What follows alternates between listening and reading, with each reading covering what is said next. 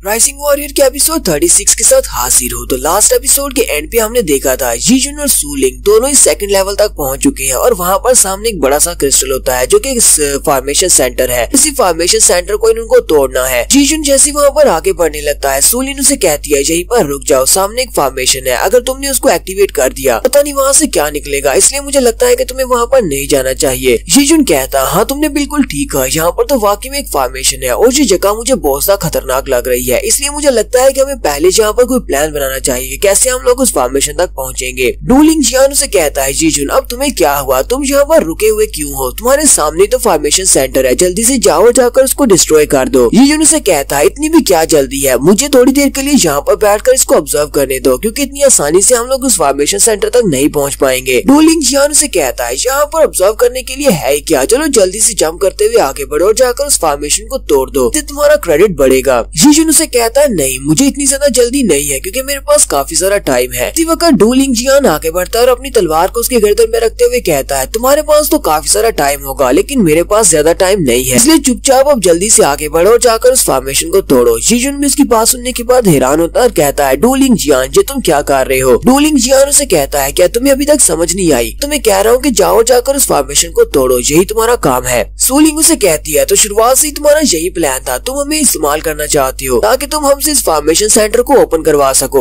डूलिंग जियान उनसे कहता हाँ बिल्कुल मैं यही चाहता हूँ, चलो जल्दी से मेरे ऑर्डर्स को फॉलो करो, अगर तुम दोनों ने मेरे ऑर्डर्स को फॉलो नहीं किया तो मैं अपनी इस जेड स्वर्ड के साथ ही तुम दोनों को मार डालूंगा। तो जीजुन अपने हाथ को आगे बढ़ाता है और उसकी जेड स्वर्ड को अपने हाथ में पकड़ लेता है और उसे कहता है क्या तुम इस बारे में श्योर हो कि तुम्हारे हाथ में जो जेड स्वर्ड है ये लाइट की कंडक्टर नहीं है। डूलिंग जियान भी उसकी बात सुनने के बाद काफी ज्यादा हैरान होता है, उसे समझ नहीं आती कि जीजुन यहाँ पर क्या कहने की कोशिश कर रहा है। जीजुन अपने हाथ से अपनी पर्पल लाइटनिंग को रिलीज करता है जिससे उसे एक जबरदस्त बिजली का झटका लगता है क्योंकि उसकी तलवार के अंदर बिजली पोर कर सकती है। डूलिंग जियान भी जल्दी से जंप करते हुए पीछे की तरफ हट जाता है और कहता है कमीने कहीं के, तो तुम अपनी लाइटनिंग अटैक के साथ मेरे पर अटैक कर रहे हो। जीजुन डूलिंग जियान से कहता है तुम्हें क्या लगता है कि मैंने ये सब कुछ पहले नहीं सोचा था कि यहाँ पर तुम्हारे जैसे बहुत सारे कमीने हो सकते हैं जो कि हमें यूज करना चाहेंगे, यहाँ पे किसी वक्त भी हमारे पर अटैक कर सकते हैं, मैं पूरी तैयारी करके आया हूँ। तुमने डियाजियान सेक्टर के सबसे जीनियस डिसाइपल को कुछ ज्यादा ही अंडर एस्टिमेट कर दिया। सूलिंग भी कहती है मैंने सुना था कि डू फैमिली के सभी लोग बहुत ज्यादा बुरे हैं, तुमने यहाँ पर इस बात को साबित कर दिया कि डू फैमिली के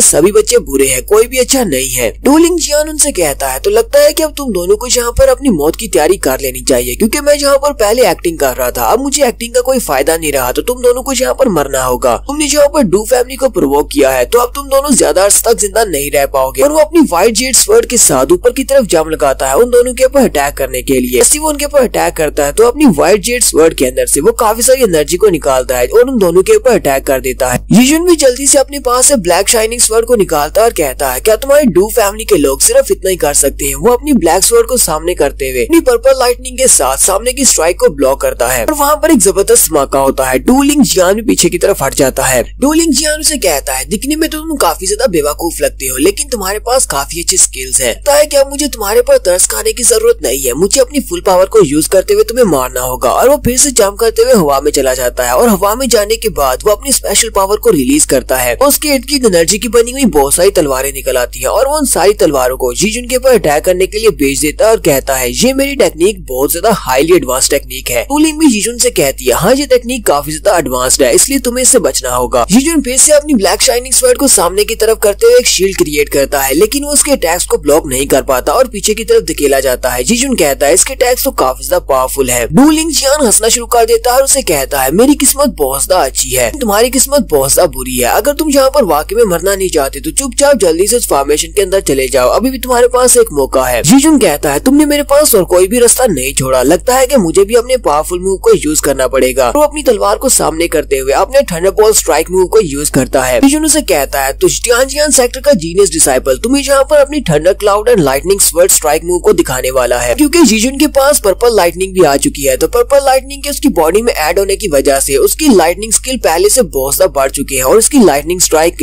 उसकी पावर भी बहुत ज्यादा बढ़ चुकी है। वो अपनी लाइटनिंग स्ट्राइक के साथ सामने की तरफ एक स्ट्राइक लगाता है। डूलिंग जियान जो कि हवा में खड़ा खड़ा उसके ऊपर अटैक कर रहा होता है, उसे बिजली का एक जोरदार झटका लगता है और ये वाला झटका बहुत ज्यादा खतरनाक होता है, वो ऊपर से नीचे आकर गिर जाता है। जीजुन कहता है मैंने तो ऐसा सोचा भी नहीं था कि पर्पल लाइटनिंग की वजह से मेरा अपना लाइटनिंग स्ट्राइक मूव इतना ज्यादा पावरफुल हो जाएगा। सूलिंग उसे कहती है क्योंकि पर्पल लाइटनिंग ने तुम्हारी बॉडी के अंदर गई है उसने तुम्हारी लाइटनिंग स्ट्राइक को बहुत ज्यादा इंक्रीज कर दिया है। जीजून उसे कहता है मेरे पास जो थंडर क्लाउड टेक्निक थी उसके अंदर से जो लाइटनिंग निकल रही है उसका कलर भी चेंज हो गया है, तो इसका मतलब यह है कि आज के बाद जब भी मैं इस मूव को यूज करूंगा तो मेरे पास से पर्पल लाइटनिंग निकलेगी। सू लिंग उसे कहती है हाँ अब तुम्हारी लाइटनिंग का कवर कलर चेंज हो गया है, लेकिन इसकी स्ट्रेंथ पहले से बहुत ज्यादा बढ़ चुकी है। सू लिंग जियान भी नीचे गिर जाता है और उसके मुंह से काफी सारा ब्लड निकल रहा होता है, वो बहुत ज्यादा जख्मी होता है। सू लिंग जीजून से कहती है जीजून अब तुम इस बेकार कचरे के साथ क्या करना चाहती हो, तो क्या तुम इसको यहाँ पर मारोगे या फिर इसको छोड़ दोगे। जीजून चलता हुआ सीधा उसके सामने जाकर खड़ा हो जाता है। सू लिंग जियान उसे कहता है लड़के तुम्हारे स्किल्स तो काफी ज्यादा अमेजिंग है, मैं तुमसे फाइट में हार गया हूँ, यानी कि अब मैं बेकार हूँ, मुझे मार डालो। जीजून उसे कहता है हाँ मैं तुम्हें मारूंगा तो सही, लेकिन इतनी आसानी के साथ नहीं, क्योंकि तुम्हें लगता है कि यहाँ पर तुम्हें इतनी आसान मौत देना ठीक रहेगा। जीजून उसी की स्वर्ड को उठाता है और उसे कहता है चलो जल्दी से उठो और